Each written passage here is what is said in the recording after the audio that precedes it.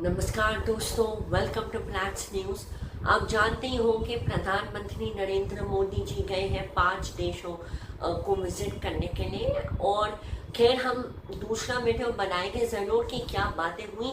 इस वीडियो में हम इस ट्रिप की अहमियत के बारे में बात करेंगे। बहुत ही इंटरेस्टिंग होने वाला है और ज़रूर एंड तक देखिएगा। शुरू करते हैं।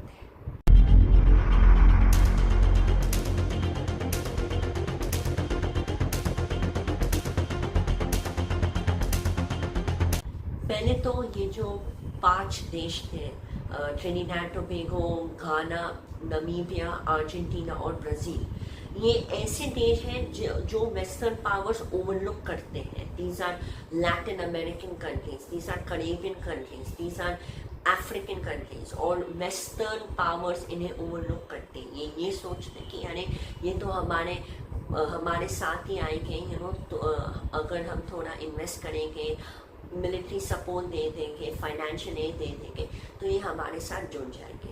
और भारत ने बोला नहीं, ऐसा नहीं है, आपको इनके साथ डटे रहना पड़ता है। इसलिए वो खुद भारत के प्रधानमंत्री गए हैं 5 देश में मिलने से, बात करने से। और सिर्फ बात होनी ना करी है, कितने सारे अग्रीमेंट्स साइन किए हैं। They have signed agreements on defence, trade, agriculture, health, digital payments, and this shows that the motto of Global South, which is equality and having all countries heard, is truly doable. उसके बाद मोदी जी जब BRICS summit में गए जो Brazil में हो रहा है, उसमें उन्होंने यूएनएससी के जो डबल स्टैंडर्ड्स है उसको कॉल आउट किया। यूएनएससी यानी कि यूनाइटेड नेशन सिक्योरिटी काउंसिल।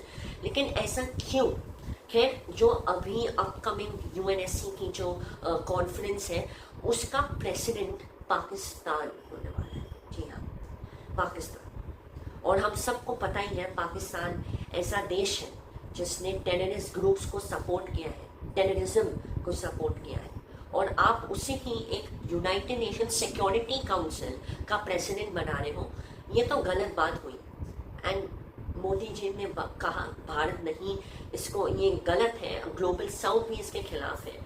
और आप हमारी बात सुनिए, क्योंकि we are majority of the countries, we are developing countries, we are up and coming countries, and United Nations is a body that is committed to uphold peace, and you will only have peace when you listen to the nations.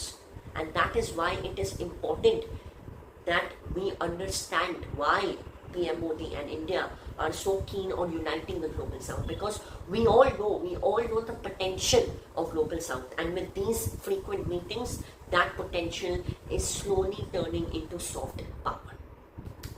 Now by sharing UPI payment system, जी हाँ, उन्होंने गाना को offer किया कि भारत तैयार है, आप चाहो तो हम हमारा UPI payment system, which is a monumental creation in digital transaction, China और अमेरिका जैसे देश इसको कॉपी करके करके फेल हो गए।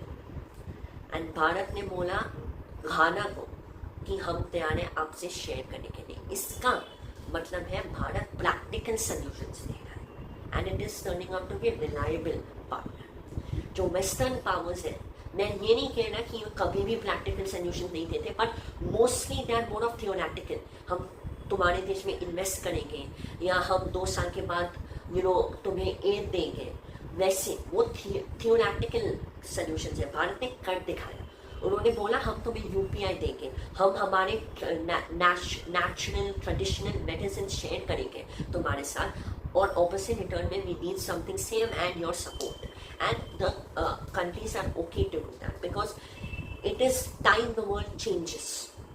और सिर्फ एक देश दूसरे की मदद ना करे, बल्कि गारंटी दे कि हम तुम्हारे साथ, जो भी हो हम तुम्हारे साथ रहेंगे। और India and global south together, not just India but even the global south, all those countries affiliated with global south are showing that the future where global south is there, when it's a multipolar world, is very near. And बस यहाँ पर ही खत्म होता है हमारा ये वाला episode. तो दोस्तों, यहाँ पर ही खत्म होता है हमारा ये वाला एपिसोड।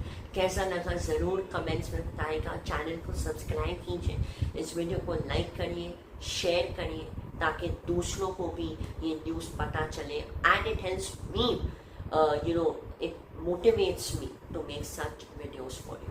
बस इतना ही। जय हिंद। मिलते हैं अगली बार।